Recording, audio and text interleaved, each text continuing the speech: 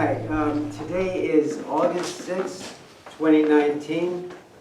My name is Ray Silverman. I teach religion at Bannisters College. Today's talk is a continuation of our series on the Ten Commandments. We are talking about the commandment, do not murder. Just 3 words. Or you might say, thou shalt not murder, up here on the chalkboard. Thou shalt not murder. That's a commandment, but it's also a promise. In the Hebrew, it's simply no murder. There'll be a time in our lives as we continue to strive to keep the commandment that we won't have any murderous thoughts. And by murderous thoughts, it's not just taking a person's physical life, but thoughts that demean and stab people in the back. And I remember one time I was teaching in the prisons, and someone said that someone had stabbed him in the back. And I thought, because it was a prison setting, it happened literally, but he meant it metaphorically. The person had said bad things about him behind his back, stabbed him in the back. So we know that this commandment has lots of deeper levels. It's not just about physical murder. I want to speak, though, first about the Ten Commandments in general and why they're so important, or just simply, why the Ten Commandments? A lot of people will say things like, yeah, I know the Ten Commandments. I learned them back when I was in elementary school or in church school. And now I want some real meat. I want something deeper. Swedenborg was once talking to some devils. This is at the end of the book In Jude Love. And they said, the Ten Commandments. What has that children's book have to do with us? Well, the Ten Commandments are not just for children. They are actually something that contain all of divine truth. They're actually the first thing taught. Even though we read Genesis first, the first of the word is the Ten Commandments. And God said all these words. Oh, God said all these words.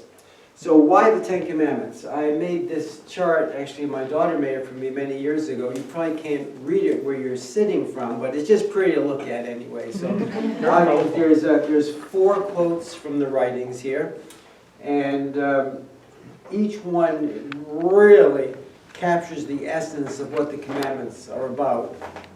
The first one says, get a head start on heaven.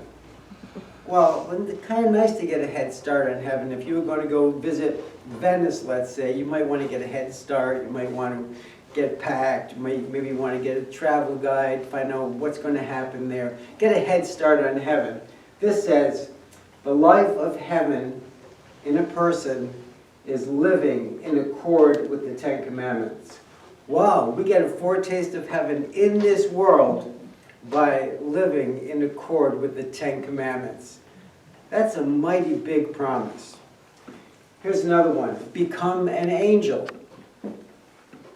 To do these commandments from religion purifies the internal person, opens heaven, admits the Lord, and makes the person, as to his spirit, an angel of heaven. So we get to become angels of heaven right here and now by practicing the commandments. I love what Cory said when he was referring to someone came to the Lord and tested him, saying, what is the greatest commandment? And the Lord said, you shall love the Lord your God with all your heart, mind, soul, and strength. And the second is like unto it, you should love your neighbor as yourself.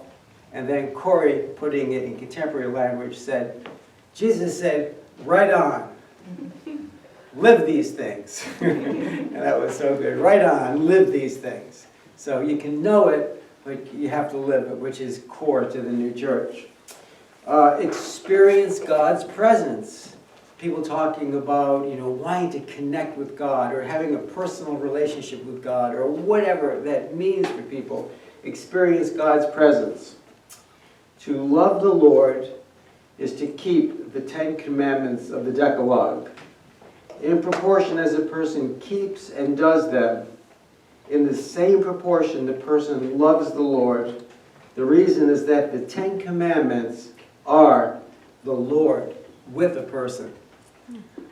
The 10 Commandments are the Lord with a person. This sort of goes along with John saying, in the beginning was the Word, and the Word was with God, and the Word was God. These 10 Commandments are God with us. That's very, very powerful. And finally, going back to what I said before about why the 10 Commandments, and didn't we just do that when we were children, and now we're finished with that, and we're ready for something else? This one is from Canon Celestia 8899. The 10 Commandments are the rules of life, both for those who are in the world and for those who are in heaven. So you don't just finish it here in this world and get to heaven. We're still keeping the 10 Commandments as the rules of life in heaven. So they're a very, very big deal. My students often like to say, I'm spiritual, but I'm not religious. I say, well, what do you mean by spiritual? They have lots of different definitions. And I say, well, let me tell you what Emanuel Swedenborg says about being spiritual. And here's his definition. This is again from the Apocalypse Revealed. Spiritual life is acquired solely by a life according to the commandments. And those are the commandments of the Decalogue, as he goes on. Here's another one that's very, very interesting. Have you ever heard this famous phrase from Swedenborg? All religion is related to life. And the life of religion is to do good. Right. We all know that, right? Mm-hmm. All religion is related to life, and the life of religion is to do good. Usually we end it right there. That's the beginning of the doctrine of life. But it's called the doctrine of life from, it's actually, here's the actual title, the doctrine of life for the New Jerusalem from the 10 Commandments. So, all religion is related to life. The life of religion is to do good. But no one can do good. It continues. No one can do good from himself, because all good is from God, except that he shuns evils as sins. Continuing. But what evils are sins? The 10 Commandments describe what evils are sins. And then the rest of the doctrine of life is about the 10 Commandments. So we can't just leave it at all religion is related to life, and the life of religion is to do good. That is so true. The beginning is really important, and that's the end as well. But the means to get there is through the commandments. So in the 1990s, I had the great good fortune of teaching in the maximum security prisons in Atlanta. And I went in there, and the course was called Christian Ethics. And so I thought I would just teach the 10 Commandments course in prison. And on the first day, I said, you know, many of you may have heard the story of Jesus being confronted by the rich young ruler, and the rich young ruler said, "Good master, what good thing shall I do that I might inherit eternal life?" Jesus said, "Well, why do you call me good? There is only one who is good, that is God. But if you want to enter into life," then I stopped. And it was about 30 men in the room, you know, with their white uniforms and their blue stripes. And this is in the South, so a lot of them had good Southern Baptist upbringing. I said, you know, so what did Jesus say if you want to enter into life? And a lot of them said, "Sell what you have and give to the poor." I said, well, that's a really good answer, and Jesus gave that a few verses later. But that's not the first thing he said. Does anybody know the first thing he said? If you want to enter into life, nobody knew. I said, Jesus said, keep the commandments. Oh, so the rich young ruler said, which ones? And Jesus took him right back to the 10 Commandments. He mentioned, you shall not murder, you shall not commit adultery, you shall not steal, you shall not bear false witness against your neighbor, you shall No, and he added, "You should honor your father and mother." He took him back, he broke it down. And the guy said, wow. And that experience was amazing, teaching the Ten Commandments in prison to prisoners who said, this is the real deal. They really got it. That was a beautiful experience. It truly was. And our first book,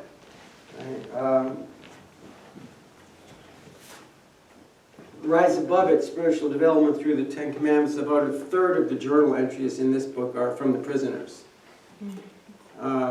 We had a whole bunch from when Star and I were teaching in Africa. We had the Africans doing the course as well. We had lots of different settings. We had little children's groups. We have some of the quotes from the children in here. It's a really fun book all the way around. We used this book for 18 years teaching in college too. This was the textbook for the students. And after 18 years we made a new book specifically for the college students.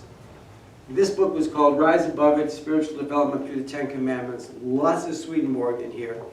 In this book, Rise Above It, Spiritual Development for College Students, lots of Swedenborgian here, but we don't quote him as directly because we wanted to get this book on as many college campuses as possible, and we didn't want it to appear that we were proselytizing for the new church. So it's written differently, but the opening of the inner meaning of the Ten Commandments is the same in both books.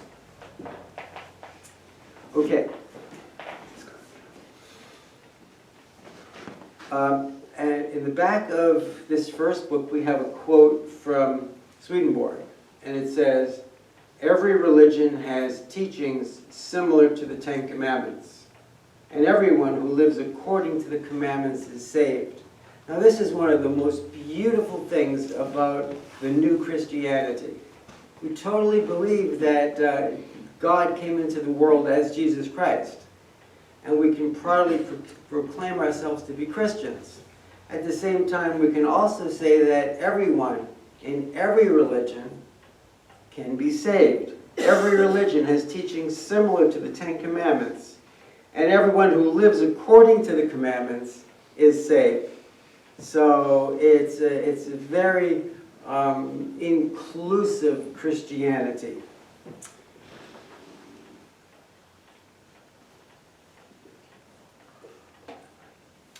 So let's talk about the Ten Commandments, and specifically in this portion of our study, the commandment about murder. How many ways can we murder someone? We're going to do a little brainstorming right now, and I'm going to jot things on the, you know what, I used to say blackboard, can't say that anymore because these are green. Now you have to say whiteboard. We're going to call this the chalkboard. I'm going to jot some things on the board as you think of them. And if you don't want to shout it out, you can just whisper it to your neighbor. That's fine too. How many different ways can we collectively come up with ways that we murder our neighbor? So let's, yes. Ruin their enthusiasm. Oh yes, thank you. Ruin their enthusiasm. Yeah, oh, you can't do that. Who can? Ruin their enthusiasm.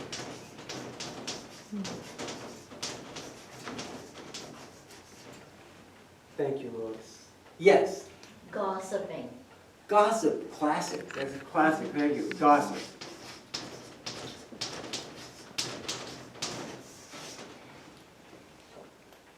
Is that it? Have we run out?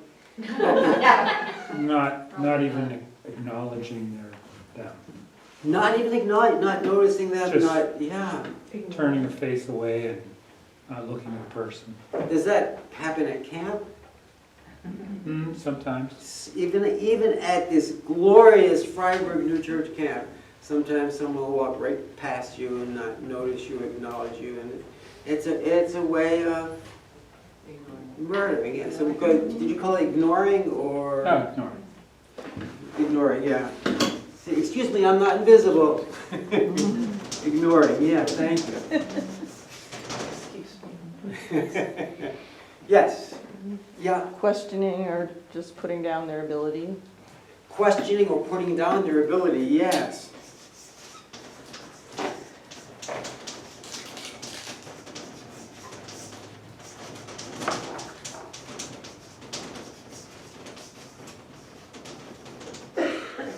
just want to ask you if you wouldn't mind giving a little illustration of how that might take place. Say you're a teacher. Well, I think about, a lot of kids, even adults will tell me that as a child they were told, well, they'll never, you'll never amount to anything, or you could never be a scientist, or you could never do this, you don't have the ability. No. Can I tell you a sad story with a happy ending? Well, I was in the 2nd grade. Star knows this story. Do you want to tell it for me? No, go ahead. No? Okay, so we were singing a song in class, and I was belting out the verses because I love this song. I didn't know why I loved it so much. I was belting it out, and my teacher told me that I had to mouth the words because I was ruining it for everybody. And ever since then, I've always felt like backing off, except today, miraculously, we sang that song. Did you pick it out, Cory? Yeah. It was the Battle Hymn of the Republic. And I belted it out.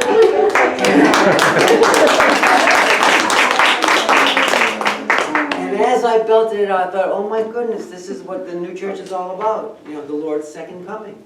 Mine eyes have seen the glory of the coming of the Lord. He is trampling out the vintage where the grapes of wrath are stored. Oh my goodness. Glory, glory, hallelujah. Wow. It just felt so good. But putting down inability, and it was crushing, for most of my life. Yes. Yes, my sister-in-law had the same experience, but hers was even a little worse, I think, because when we went to school, everyone had to be in Glee Club or the chorus. They didn't pick people that could sing to be in it. Everyone in the class had to do it. And so she was singing, and the teacher, right in front of the whole group, came up to her and told her, you cannot sing, so please just mouth the words, and so that you don't ruin it. Wow. And she remembers that to this day, and she doesn't have a happy ending because it's still there. Yeah. So we can really ruin someone's enthusiasm. We can gossip about people, destroy their reputations, just simply ignoring them, treating them like they're invisible, questioning or putting down their ability. I think there were a few more. Yeah. Doing something that impinges upon their livelihood, like, somehow ruin their crops or something like that, that you're doing something for yourself that hurts their ability to support themselves and their family. Right, yeah, so he says impinge upon their livelihood. Yeah. Impinge upon another's livelihood. Yeah, very, very. Can we take a couple more? George? The quote I like in the writings goes like this: "It is not angelic to point out the faults of another unless at the same time you point out their goods." So the murderer only wants to focus on the negative, Right. without seeing anything positive. Right, thank you. So focusing on the negative. Being an angel of seeing the good and the bad. Right. So I'll say the focus on faults. And the faults may be there, but that becomes like the center thing. Yeah, focus on faults. Good. Yeah, a few people have been talking about walking backward to hide the Father's nakedness, and the idea in the internal sense there being to excuse with all your might and to put the best interpretation of people's actions. So important. But we become murderers by just focusing on faults, and this all leads to destroying a person's enthusiasm, taking away, yeah. Wishing a person ill will. In other words, Simply kind of wishing. not really wishing, it's almost like wishing them to hell. Yeah, or just wish they were dead. Yeah. You could say that. That isn't that murder. It's not physical murder, Right. but in spirit it is. And what that's Wish what you really were meant. gone. Yeah, wish Yeah. you were gone. That's right. Okay, so wishing ill will.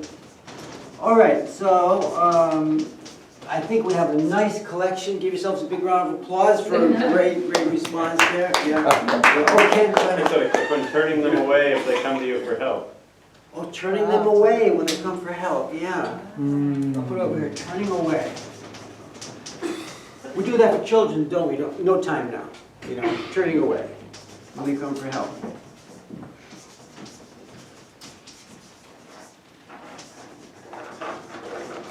Okay, so we're going to pretend we're a deaf crowd and we're going to give everyone a big thank you for that. One more.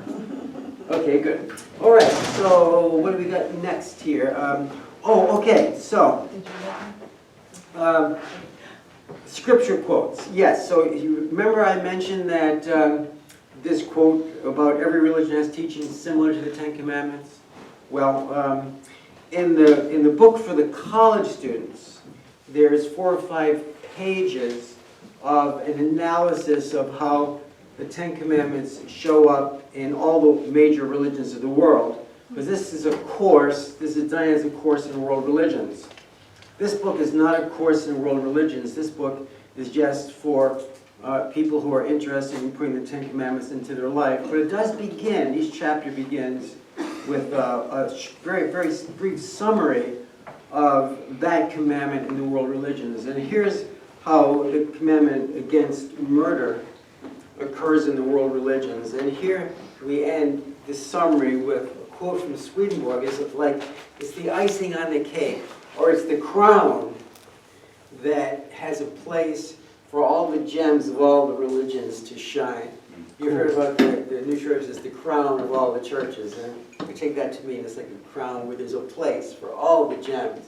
And I think you'll see how this takes place here. Okay, in the Old Testament, you shall not murder. In the New Testament, he who hates his brother is a murderer. In Islam, whoever slays a soul shall be as if he had slain mankind altogether, and whoever gives life to a soul shall be as if he had given life to mankind altogether. From Buddhism, from the Noble Eightfold Path, right action is to abstain from taking life. Notice how that's written. It's written in the what not to do. Right action is to abstain from taking life. And now, the grand summation from the Doctrine of Life for the New Jerusalem. If a person shuns an evil as a sin, he comes into the good opposite to the evil. The good opposite to the evil, which is meant by murder, is the good of love towards the neighbor. We have murder and we have love. Now, when Jesus was on earth, he said we had to learn how to love our enemy. People say, come on, it's hard enough to love my neighbor. I can't even love my wife sometimes, or my husband, you know. I have to love my enemy, really? It's impossible. Well, it sort of is impossible. I mean, just the whole thing of love your enemy. What? That was brand new. That was brand new. In the Old Testament, they didn't teach love your enemy. They did teach love your neighbor, but they didn't teach love your enemy. That was a brand new thing that Jesus brought into the world. And he said that it is possible, but that's God's love. So how do you get God's love into you? How do you do the impossible? I want to tell you a story about someone who once did the impossible, or what people thought was impossible. And part of why I want to tell you this story is you hear a lot, young people being encouraged to, you can do anything. If you get your mind right, you can do anything you want. Well, it's not totally true. You know, the kid who is 5'1" and maybe overweight is not going to be first string in the National Basketball Association, no matter how hard he tries, you know? He's just not built that way. But there are other ways that people can excel and do things that seem impossible. Many years ago, there was a fellow named Roger Bannister. Is this familiar? Yes. And Roger Bannister was a 24-year-old medical student in Oxford. And he was in a race. And people had said that, well, Roger said he was going to try to break the 4-minute mile. And the doctors and the scientists said that this was physiologically impossible. No human being could do it. And if they tried, it was also dangerous. Their lungs might burst. In our new book, that story is in here.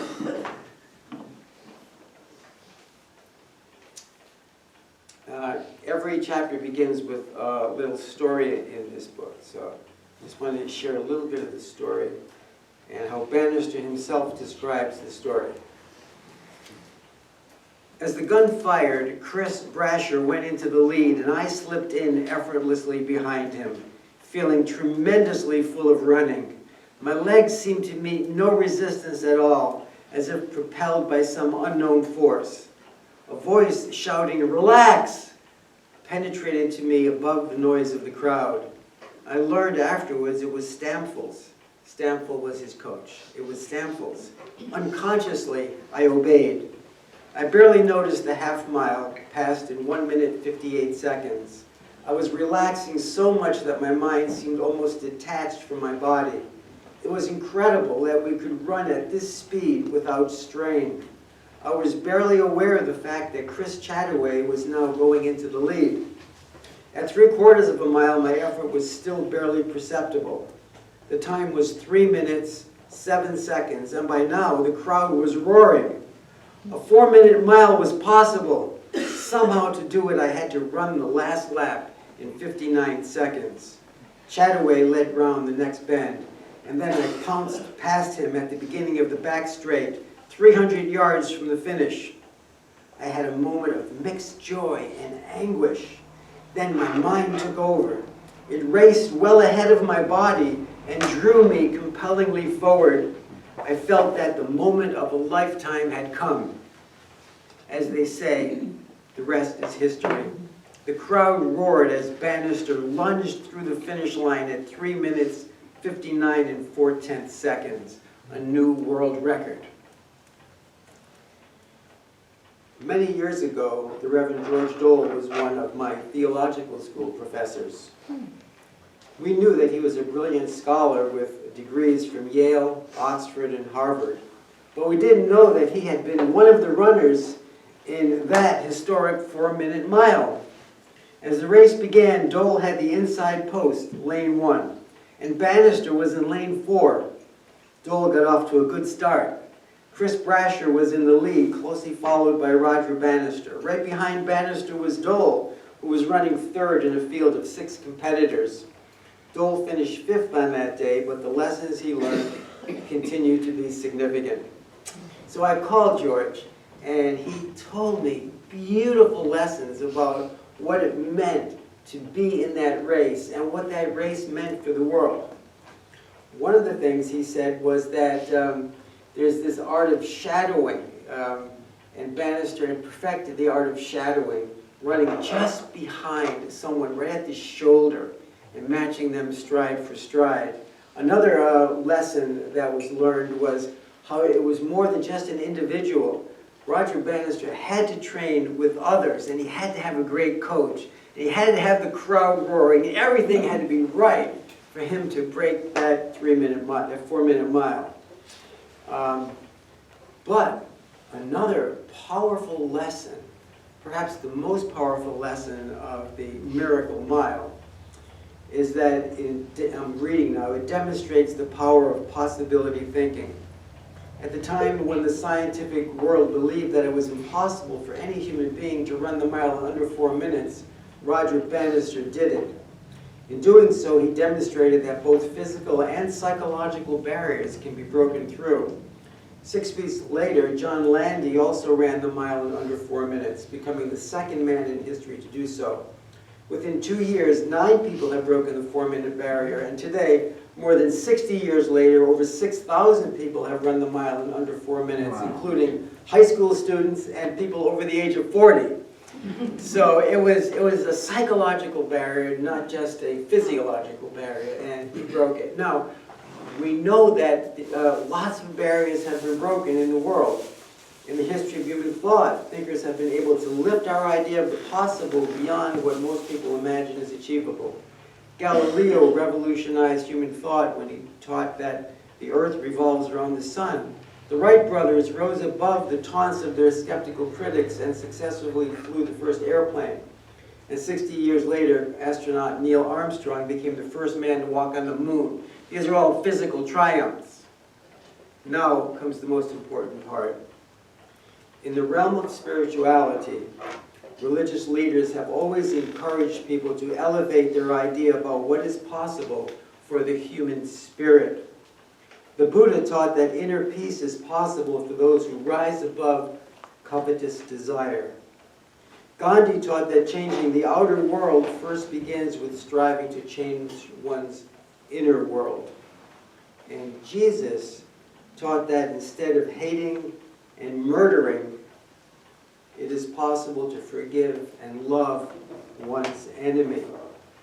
These spiritual leaders not only taught a higher vision of what is possible, their lives also demonstrated that these spiritual aspirations are indeed achievable. What Roger Bannister achieved in the realm of athletic endeavor, you can achieve in the realm of the human spirit. With God, all things are possible. So that concludes like their introduction to the chapter. Then when they get into the chapter, there are testimonies of people who have actually kept the commandments. I'll go back to this book because you might want to hear like some of the prisoners who are striving to keep the commandment against murder. Okay, so here's a man who says, "Today would have been my 15th wedding anniversary. My wife believed in physically punishing our son to excess. I could not tolerate seeing anyone beat my son. The chasm between us grew as we went tit for tat. Knowing that I would go to prison for life when she made her last threat to beat him, I killed her. A large part of myself and many others died that day." This is a real deal. And then here's a woman, a 30-year-old mother, shares her feelings about serving a life sentence for a murder that she claims she did not commit. "Today I broke the commandment against murder. I broke it by letting an old wound reopen. Tomorrow is Mother's Day and I won't see my children. I have a lot of hate in my heart for the ones who sent me to prison on a false conviction. And I have hate in my heart for the man who murdered my daughter. Everyone tells me to forgive, but how do I forgive a man that took my child's life and didn't stop there? He took me from my other 3 children. I tell myself that I must pray harder, and I do, but on birthdays, on holidays, birthdays, and sometimes just on ordinary days, my wound reopens, and I find myself hating even more. I believe that if I had a gun in my hand and was standing in front of this man, I would actually shoot him. At least then I would be in here for something I really did." And one more from the prisoners. "Today in the chow hall, during a misunderstanding, a fellow inmate called me a name I can't mention here. It was a tense moment, and I saw friends getting ready to jump into it. My ire boiled. I was almost at the point of no return when I realized that this problem was his problem, and I should not make it mine too. So instead of letting myself be ruled by anger, I let him have it. The problem, that is. I simply walked away from it and did not let the false god of murderous anger control me. Praise God for giving us this commandment. So lots of levels going on in the prison. In the college, I have a few examples too of students keeping this commandment. What we always like to do is tell them for 1 week, say nothing critical to or about anyone. That's your assignment for the week. Simple little assignment for the week, right? Say nothing critical to or about anyone. Let me back up a little and tell you a little story. In an address given at Hillsdale College, Rabbi Joseph Telushkin asked a group of college students to raise their hands if they thought they could go through 24 hours without saying anything critical to or about anyone. Most of the students did not raise their hands. Could you folks go through 24 hours without saying anything critical? If you could, raise your hands. I'll try. Okay, you try? I'll try. Okay, how about between now and the next time we meet, that's on Thursday. On Thursday, I'm doing the next commandment. We say nothing critical to or about anyone, including those guys out on the street. Come on! No exceptions here. Let's see. When I went to school, we would have critiques, and they're creative critiques. And you need them, and you need to hear that because you need to grow. The other thing I wanted to say was the racing. He was racing against his own time. He wasn't trying to be better than somebody else. But it's all so, what you're saying sounds so like within. It's so amazing how the man was able to break that time.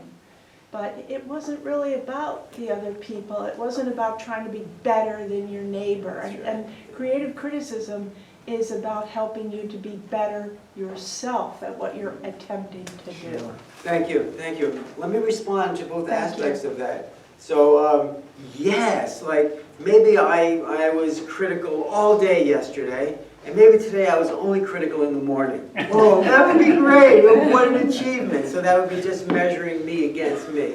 And I've actually done that through the years. I compare where I was to where I am. It feels so good. And this is something we can all do. We can be spiritual athletes in this way. Where's my friend Gard? Spiritual athletes. Yeah, we can get better and better at these things. And so, and also in terms of creative criticism, was it creative criticism what you said? Yeah. So we say if you must say something, and there are times where you must say something, say you're in an occupation where your job depends on being able to critique someone's performance, whatever it is, let it pass through 3 gates. Is this kind? Is this true? Is this useful? Kind, true, useful. Oh, that's sort of like love, wisdom, and use, isn't it? Oh, that's the Holy Trinity in the new church. Yeah. Is this kind? Is this true? Is this useful? Yeah, Pastor Cory. I hope this passes that test. But speaking of creative criticism, I'm thinking of people who may be listening to some of our examples up there on the board, thinking, okay, that's taking "thou shalt not murder" too far. How would you reflect on that for us? Oh, you guys are playing right into my hands. Nice. Yeah, so what we say is instead of doing these things, like I wanted to erase this and talk about different ways where we can use your term, see the good and uplift that in people, which is exactly what you said in the previous lecture. You know, we ended with honoring father and mother, and we really, really strive hard to get our students, or whoever takes the course, not to skip past honoring father and mother to honoring maybe God. No.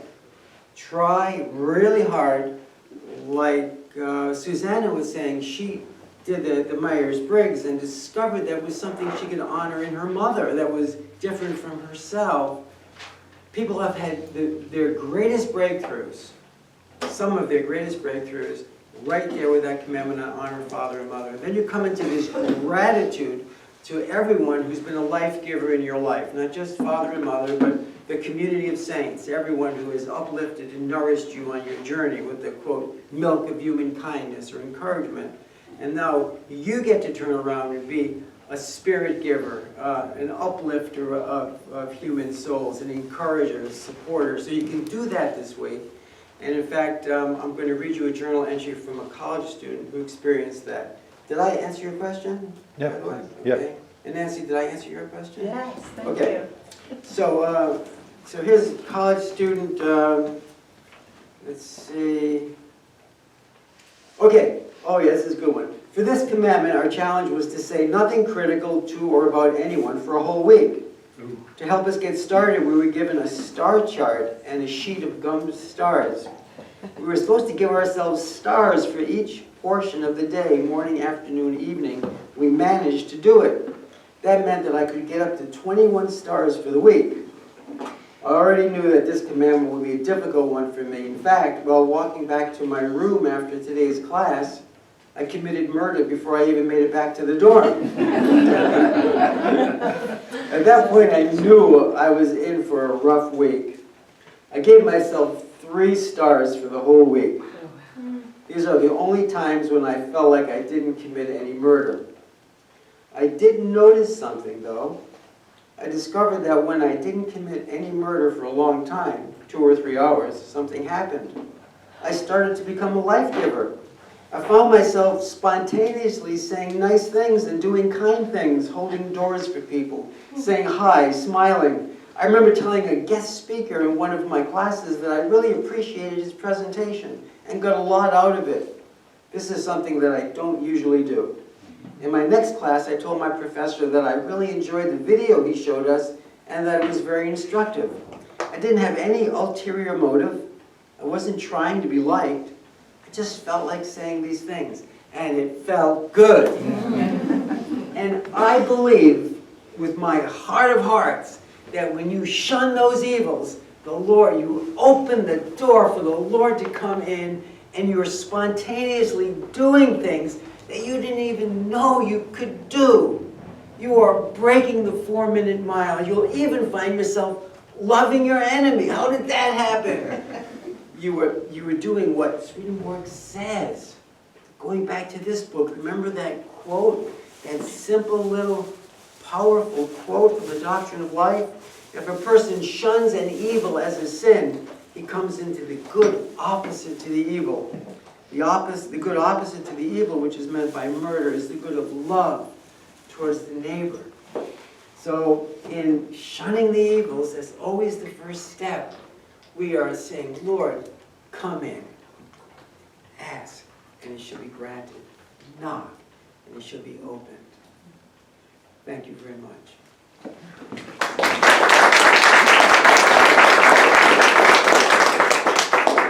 So we have 15 minutes for questions, answers, responses, comments. Yeah. Yeah, we only have 5 minutes. Oh, we have 5 minutes questions. Just one quick comment, just the whole idea of loving your enemy struck me as a little bit of a paradox, because once you love your enemy, then they're not your enemy. Oh, that's nice. That's really nice.